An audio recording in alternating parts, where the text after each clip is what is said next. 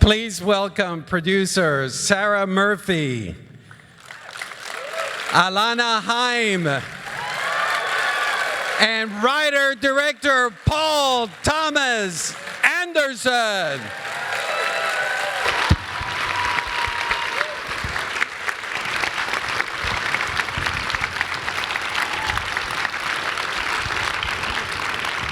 And I should tell you that Alana was backstage. She's like, wow, no, I played in this venue. I did, and it was a great show. Well, welcome. What are you looking at, Paul?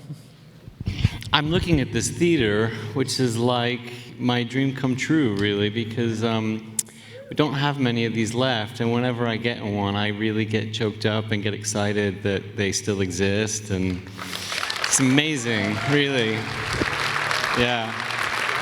And we use it, and I told you there's an organ that comes here, and all those houses, yeah. You know, the pipes of the organ are all around us. It's pretty spectacular. Sure is.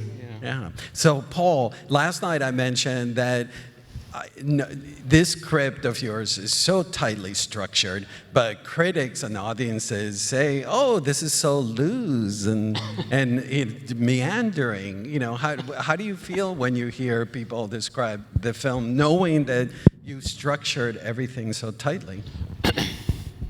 Well, yeah, you know, it's like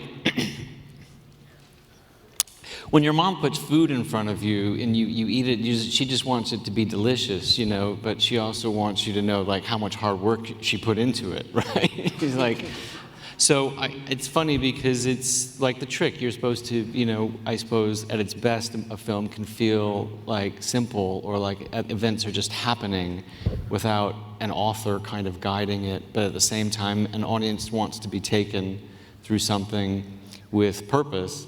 So I think the nature of the story, it does freewheel a little bit, and I think the nature of the story is determined by the characters, and the character of Gary has the attention span of a 16-year-old, you know? So his interests they're intense, but they're very quick. And she's no better, you know? I mean, she's just as immature as he is. So they're both, the energy of the two of them kind of throttles you through, and you're never quite sure where they're going to go. It's just like trying to hold on to a fish. They're like, what? You know, they're slippery. But that's I think the youth of it. Correct. Alana, in your career plans and dreams, did you have star in a Paul Thomas Anderson film? No, I never in my wildest dreams thought that I would be sitting here talking about this film, being in a film, being in a movie. I'm really happy. I don't know what left turn I took to get here, but I'm very happy I did. How did it feel when he approached you and said, "I've written a part for you, I want you to be the lead in my film"? I thought I was hallucinating. I was like, well, what is going on? But obviously I was so excited, and I'm still so excited. I mean, hearing the end credits music is still, it's crazy that I was even in this movie. It really hasn't hit yet. But I was incredibly excited, and I was ready to go. I wanted to do it so badly. Sara, you produce a film that is carried by two people who have basically never acted before. How did you feel about that? Nervous? Total trust in Paul's instincts? Yeah, I think total trust in Paul. I mean, I think, I don't really want to say this out loud, but he's not often wrong. And so I think he had, you know, instincts towards Alana always, and then when he brought up Cooper, it felt scary and exciting, and right. Paul, I've seen the film a few times now. The sound design is probably one of the most beautiful sound designs I've heard in a long time, and it's so unique. Would you mind talking about that? Thank you for saying that, because films that, usually the films that sort of people talk about sound design are usually sort of bigger blockbuster things. They're sort of complicated sound effects for creatures and airplanes and things like that. But, you know, the joy of doing a film like this is that you have a lot of old cars, a lot of car radios, but essentially you have people talking to each other. So the sound of the film is really dependent upon the source, which is recording the dialogue on camera at that moment and making sure you have it really well done, because trying to recreate performances after the fact when you're looping, you know, when you sometimes something's too loud and you can't hear the dialogue, it's critical for us. We're sort of like to make sure you're really getting that performance the first time. And then you have the great joy of going through the process of applying the music to the film, which in a film taking place at this time, you have this great opportunity for wonderful songs that, you know, that hopefully things that we do know and hopefully things that we don't know. But, you know, living where we all live here in California, you know, it's car culture, so you constantly have the music and the sound effects of our lives are the things that we heard in the radio, the things that, you know, are coming out of the different car engines of that time. And yeah, I mean, it's one of the real perks of the job is designing the sound for the film. Yeah. Alana, you have so many wonderful moments. One sticks out, the one right outside your house after the Shabbat dinner, and you yell, "What does your penis look like?" You know, can you tell us about that scene? Oh, in front of all these people, really? Funny enough, that was not written in the script. That came from my brain. He just finished saying that everything was so structured. Oh, yeah, that unfortunately was not. It's funny, at that point in the film, what was supposed to happen was I was supposed to lose this battle and feel very sad and vulnerable and turn to my boyfriend Lance and just almost cry and say, how could you do that to my dad? That's my dad. That's my dad. And we shot it, and Paul would say action, and this rage would come over me because that actually happened. My sister had brought an atheist to Passover dinner in my life. So I actually lived that part of the movie in real life years ago. So when Paul said action, this rage would come over because I remember feeling rage toward this person, and I couldn't do it. I couldn't lose. I just couldn't do it. And then finally I turned to Paul and said, "Can I try something?" And he said yes, and I didn't tell anybody, obviously, what I was doing, because I never told anybody what I was going to do. And I walked out, I dropped Lance at his car, and I said, "What does your penis look like?" And his reaction was a normal reaction to that question, like, "What?" And I said, "What does your penis look like?" And he said, "Normal." And I said, "Is it circumcised?" And he said, "Yes." And then I said, "You're a fucking Jew." And I walked in and everyone laughed. And then we're like, okay, we got it. We can move on. That's how it went. But I mean, I'm lucky to have, oh, thank you. Thank you. A penis joke always gets us an applause. But no, I'm very lucky that I had a director that really did let me run free. And all of my weird and crazy ideas, we always tried them out. And I'm very thankful. Sara, you guys made this movie during COVID. Can you tell us how that process was?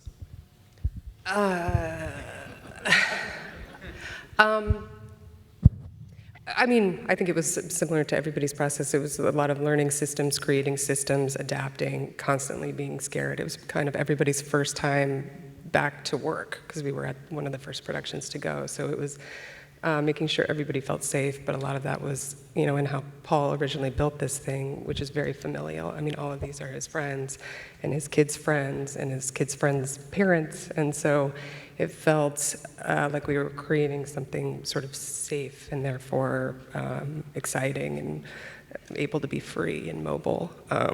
But no, it was funny because I think at the time, the question going around was like, is this a movie that needs to get made during COVID? And you're like, well, I mean, I don't know, because it has so many moving parts. It's all a location. There's no stage work. There's tons of extras every day. And I think at some point, like, yes, because it brought so many people out and so many people together. But I think at the end of it, the movie that came out at the end of the pandemic was this, which I think was what everybody needed. So glad we did it. Yeah. Paul, you cast not only Alana, but you cast her entire family, including her dad and mom. You also cast Cooper Hoffman, and there's other family members throughout, the filming. Can you tell us the logic behind that? Well, it's like, I think there's no logic. It's just this natural extension of like, if you were lucky enough to have what I have, you would do the same thing. I mean, right in front of my face, I had this, and my family, my wife and my children were performers. They're incredible, and all their friends. It was like, it just is this natural extension of how we all kind of live, and it's hard to describe as anything other than this is what we're doing. This is the way to live, to attack this and be together and make this project together.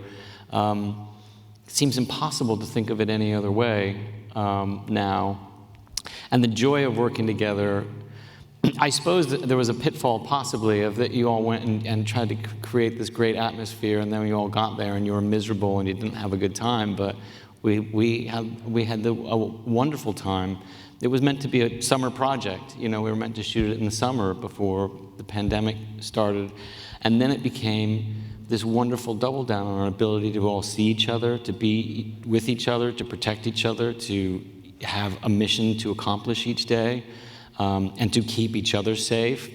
And the amazing thing that ended up happening too, we were talking last night with Kenneth Branagh about this, because he had a very similar situation, was that many of the first actors in the film got to experience the perfect way to make a film, which was a complete immersion in it, and complete concentration. There's no distractions on the weekend. You're not going anywhere at night. You're just, the only thing that you're doing for 60 days is waking up, making this film, going home, going to sleep, waking up the next day and making the film. There's no other life beyond it, which is how it should be. That's really how it should be. But it becomes hard. Real life intervenes, and it's easy to lose your concentration. But that's what ended up happening.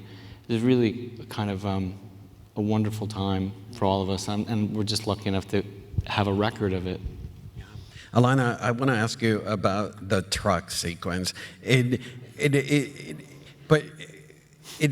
blown away by that sequence because you actually were doing the driving yourself. You learned to stick shift, and then on top of that, there's a psychological shift in her. The tone shifts that she realizes after she ends up what's happened. Tell us about the fact that not only were you have to deal with the acting of the scene, but then you're doing the stick shift driving in that truck. Oh yeah, and I'm very grateful for it. I mean, I learned so much. That was our first week of shooting, was when I did all the truck stunts, which was a lot. But I think that part is incredibly important in the movie, because you see Gary and he's so excited and he thinks that he just went on this epic roller coaster and it was fun, and he looks at me like, oh, you had your cool. But really that's the first time inside where Alana goes, oh my God, like I could have died and I could have killed everybody. And it's that first time where she goes, oh, because when you're young, when you're 15, you feel invincible. You feel like no matter how, half the things that I did when I was 15, it's crazy. You think that you're just gonna live forever. And I think that's the first time that Alana realizes, oh, you are at a different point in your life. I need to get my life together. I really need to do that. And she's sitting there and she's realizing all these things so quickly, and that's such a pivotal point in her character. Mm-hmm. And the stick shift and downhill, that was a breeze for you. It was not a breeze. It was actually really terrifying, but in a great way. I mean, I love a new challenge. I love learning new things, and I mean, I say it all the time. If I showed up to set and Paul said, you know, you're going to jump off this building, I would have done it in a heartbeat. I would have done it with bells on. So I just want to say, when all those guys talk about like doing their own stunts and shit like that, that's they've all got wires and safety pads and all that stuff. Like, don't believe that. She really drove that 5-ton truck down that hill, which is very...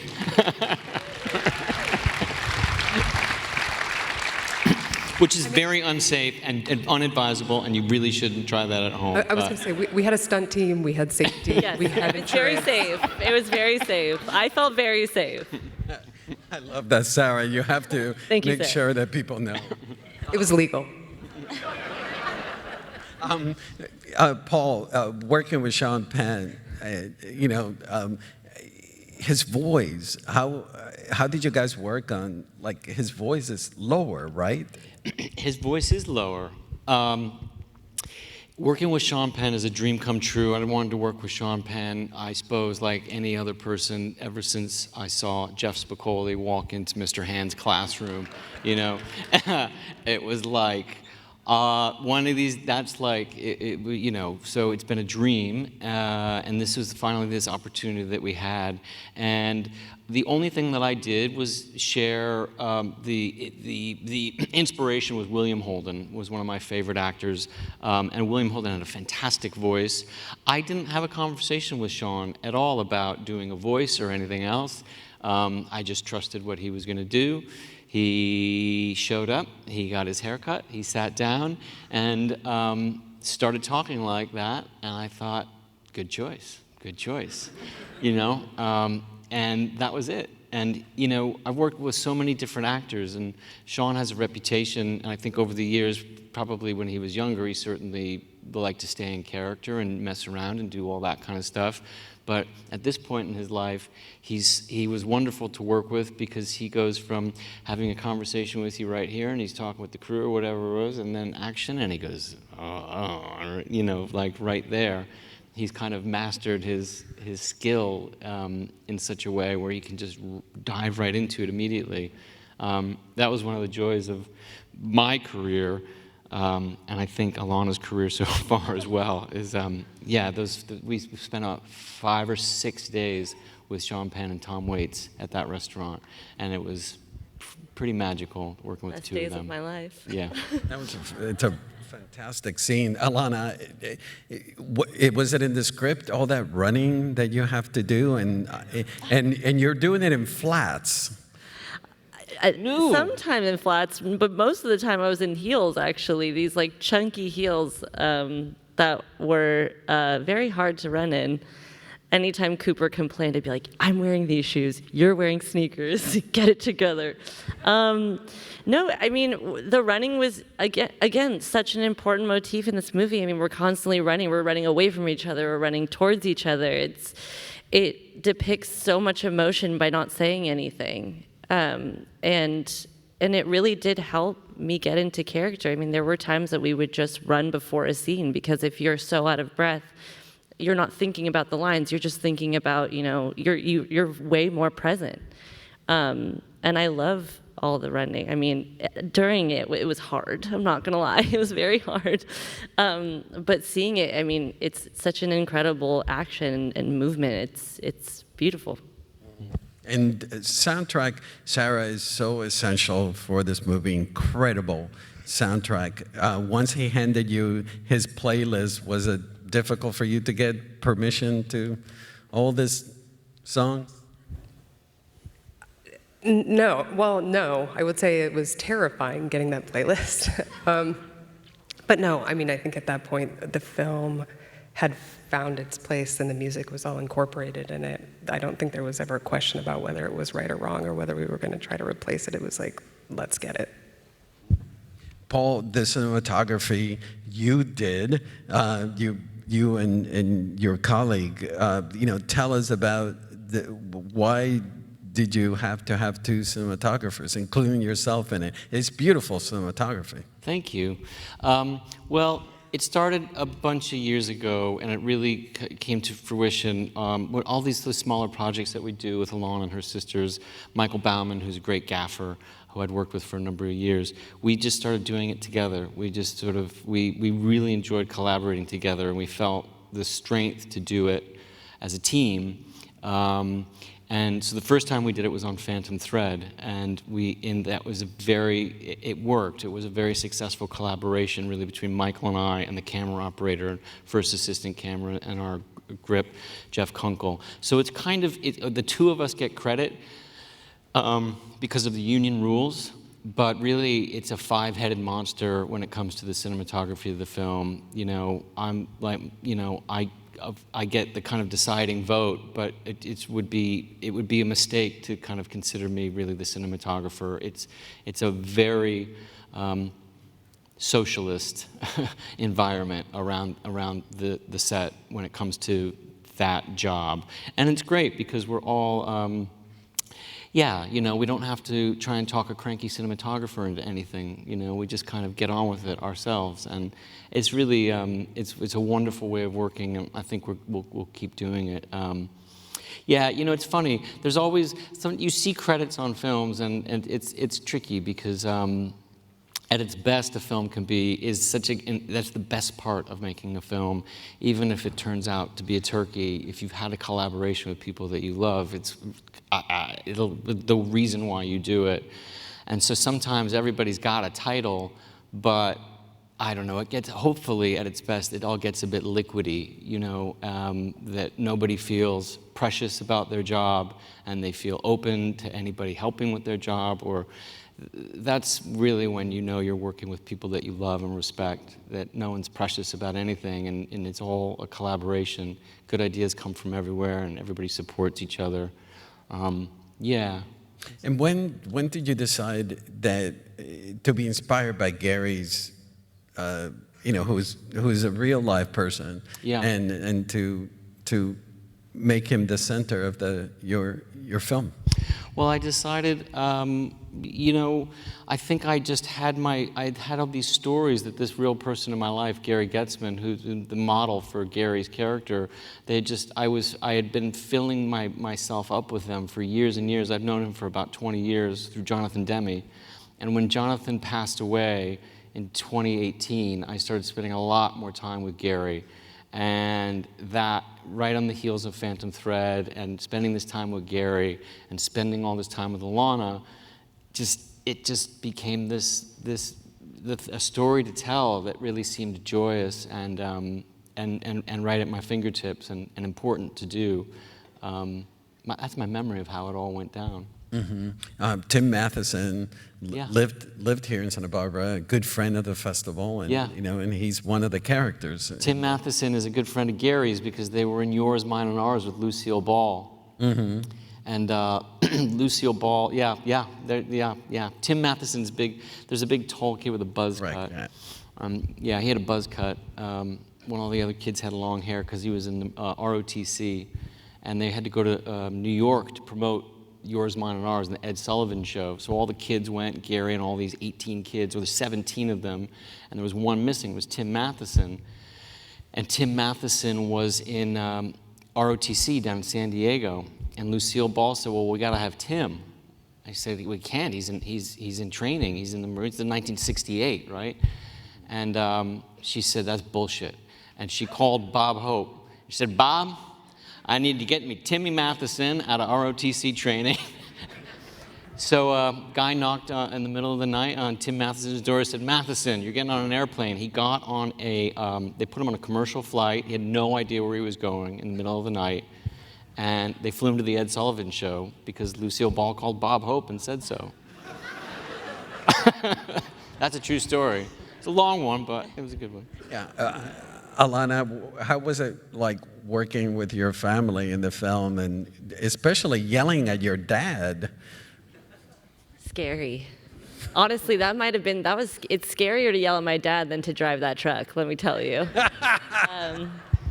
I had never screamed at my dad like that in my life. It was so fun. I mean, imagine we were in these times where I couldn't see my family, and I'm so close to my family. I work with my family. I love my family. They're the closest people in my life, and then I couldn't see them for a very long time. And then all of a sudden we're shooting this scene and I see my dad walk out in a bathrobe and my mom has 70s, period hair, and my sisters are there. I mean, it was just such a joyful day. I mean, honestly, I felt bad for Skylar G. Sonda, who played Lance. I was like, I had met him maybe 24 hours before that day, and I had to give him like a debrief, like, you're gonna meet my parents and my sisters. You've never met them before. They're crazy. I'm really sorry. I really hope they don't embarrass me. But here we go. But it was great. I mean, my dad is the funniest person on the planet, and pretty much all of that dialogue is from my dad's brain. I mean, he was just so funny, and I always have to remind myself, like, my dad had never been in front of a camera before. I had worked with Paul on music videos, and so had my siblings, and both my parents had never been anywhere close to a movie camera, and my dad did that. I mean, it's shocking. It's so great. It's amazing. That's wonderful. And Paul, you've mentioned that American Graffiti influenced you, and I agree. one person loves American Graffiti. And the cinematography reminds us of American Graffiti, and of course, although it's set in San Francisco, we're in the San Fernando Valley. Can you tell us about the influence of American? You and I love American Graffiti. And I set in Modesto, and Modesto looks a lot like the San Fernando Valley. So growing up, I thought it was the San Fernando Valley. I didn't know the difference. I thought American Graffiti was San Fernando Valley. Yeah, it's kids in cars and cruising around looking for trouble or trying to find the answers to life before they graduate high school. It all kind of spoke to me. But the thing about American Graffiti that's so wonderful that we tried to steal is that this is a compliment. It feels cheap, but it feels like a movie. In other words, it was a movie that felt like made you feel like, I could do this. I could make this. There's something so homemade about it. It felt like there was one light on the set, which in fact, when you look into it, there were two. But it was a CinemaScope movie, which somehow felt like it was really happening, but it was also, it was entertaining, and it was funny, and it was, clocked in at 90 minutes, but it sort of encompassed a lot of stuff, and then not much at all. So there's something so wonderful about it, and obviously as movies about this years in one's life go, it's lasted the test of time. It certainly holds up as one of the best, if not the best. So it's, when you go to make a film that has a distant cousin, you want to go back and you want to revisit it and think, how did they do it? And it's great to revisit films that you love, and even if you've done it for a number of years like I have, you still look at it and you go, well, the magic is still there. I'm still not quite sure how they pulled it off. And it's wonderful to see a cast of people that is their first films, first or second films, and that's very, very much what we had as well. I think about when Alana was talking about that magical moment about the penis scene that wasn't planned, but it happened. And the opening moment in American Graffiti with the scooter, that it's an accident, but the actor just moves on from it. Well, it's important with young actors. You remember that scene. We remember that scene with Charles Martin Smith. He crashes his scooter into a newspaper stand. I don't know if anybody remembers, but it's this fantastic moment, and it's in the film. It's the first shot of the film, and they don't cut right afterwards. It keeps going. And I showed it to all the young kids in the movie, and I said, this is a lesson. If anything happens, we're trying to capture it. Don't stop and turn and look at me and give up, to behave and be present in the moment, and don't let anything fool you up. And it was great. They ended up being able to see American Graffiti for the first time and love it. So we're trying to do as good as that, and we're trying to do as good as Fast Times. And if we do that, we'll be all right. We can try. I think you guys accomplished that. And Sara, how does it feel to be Oscar nominated, Best Picture?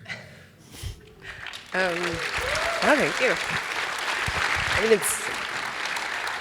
it's pretty rad. It feels great. It feels good. I think it's I don't know. There's so many incredible films this year, and you feel very lucky to be a part of that, and also to have made it with the people that you love working with and only want to work with. And I feel very grateful. Well, Paul, Alana, Sara, thank you for being here. Thank you for having Yeah, It's always good to be congratulations. here. Thank you, Roger. Thank you, guys. Thank you. Thank you.